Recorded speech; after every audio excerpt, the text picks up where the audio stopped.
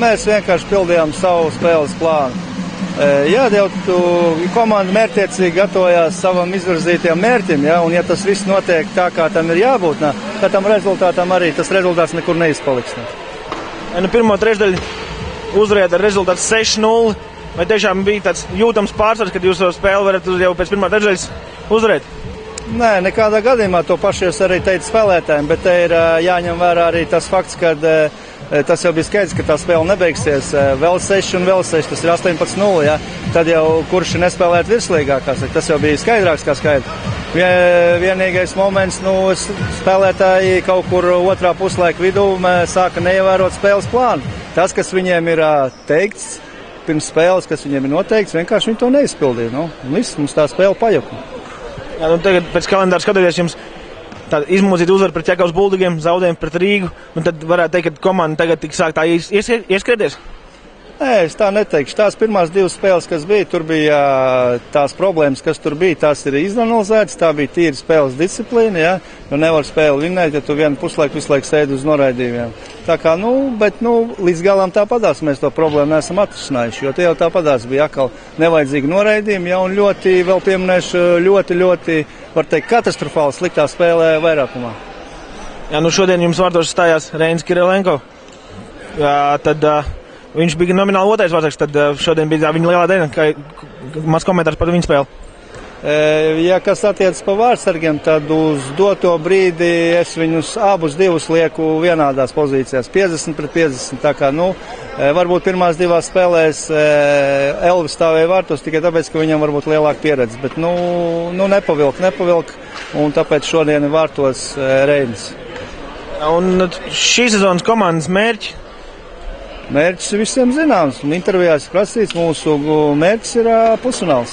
Spēlējām pēdējās 5 minūtes praktiski, un ja tā godīgi, grūti par tādu spēli kaut ko pateikt, ka tu esi pēc spēles it kā uz emocijām augšā, jā, dēļ parādītā snieguma pēdējās 5 minūtēs, bet tajā pašā laikā, praktiski 2,5 trešdaļas mēs spēlējām pilnīgi citu spēli, mēs bijām pilnīgi citos ātrumos, jā, Bauska bija katru reizi soli priekšā, jā.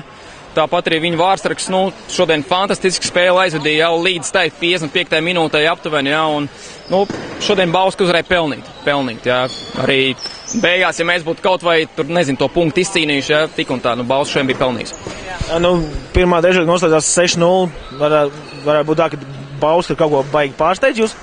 Ne ar ko nepārsteidz. Ātrie pretuzbrukumi, cieša aizsardzība, jā, vienkārši spēlētāji nebija gatavi tādam ātrumam un visu, un vārdsargs arī, viņiem pavilk sākumā, jā, ja būtu varbūt kaut kādi 1-2 goli mums iekrituši, varbūt tā spēle būtu bišķiņ savādāk bijusi, jā, bet mums goli neiekrita, viņiem pretuzbrukumos praktiski bija katrs metiens iekšā, jā, un kāda pārsteiguma praktiski nebija no Bauskas, jā. Jā, ar Bausku vienmēr ir līdzīgas cīņas, tad kā jūs gatavojaties šī spēlē? Pirmā lieta jau bija sastāva problēmas, jā, jo projām mums Bergmans nebija, Gross bija prom, un arī Gins Siliņš un Miķels Krūms spēlēja uz traumām, jā, nevarēja ar 100% spēlēt, bet tas nekādā ziņā nemazina Bausku uzvaru un to vērtību, jā. Gatavojamies tāpat kā katrai spēlē, protams, dažas nianses bija savādāks, ja?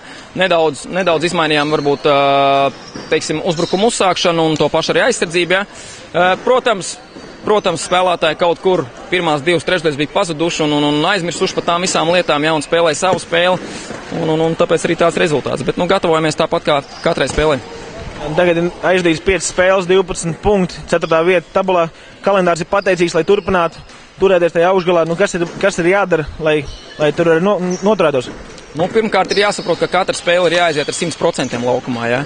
Un jebkura komanda, kas nāk laukumā, viņa grib tevi apspēlēt, ja? Un tas ir jāsaprot.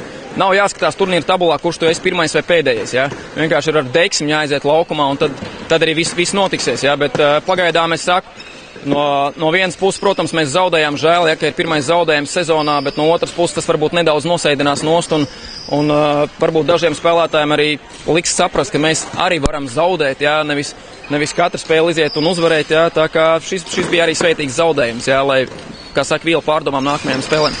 Ja, šodien lieta būtu noderējusi Mārtiņa Saulīša spēle, tad kāds viņam savainojums, cik ilgi vēl? Mārtiņš Saulīts vēl izstās noteikti droši vēl kādas 2 nedēļas, ja, tāpat ir ar Oskaru Bergmanu. Pārējie ir kaut kāds mikrotraumas, bet tie ir tie 2 galvenie spēlētāji, ja, kas mums praktiski 2 nedēļas vēl nebūs. Ja. Pirms izšķirās trešdaļas -6. Ko teica komandai? Galvenais bija ģērt vai iet un, protams, saprunāt komandu, bet, kā jūs redzējāt, šodien bija pilns tribīns, ja, un mēs bijām skatītājiem vismaz parādā cieņu līdz pašam pēdējām brīdim, ja, un pašam pēdējām sekundēm. Un es domāju, ja varbūt mēs pat būtu uzvarējuši to spēli, ja, tā nebūtu tik liela cieņa, kā mēs cīnījāmies līdz beigām pie tāda rezultāta. Ja, un tas bija pats galvenais, ka komanda noticēja, ka viņi var arī, teiksim, atsisties pie tāda rezultāta. Un cieņa, kā saka, mēs izcīnījām līdz beigām.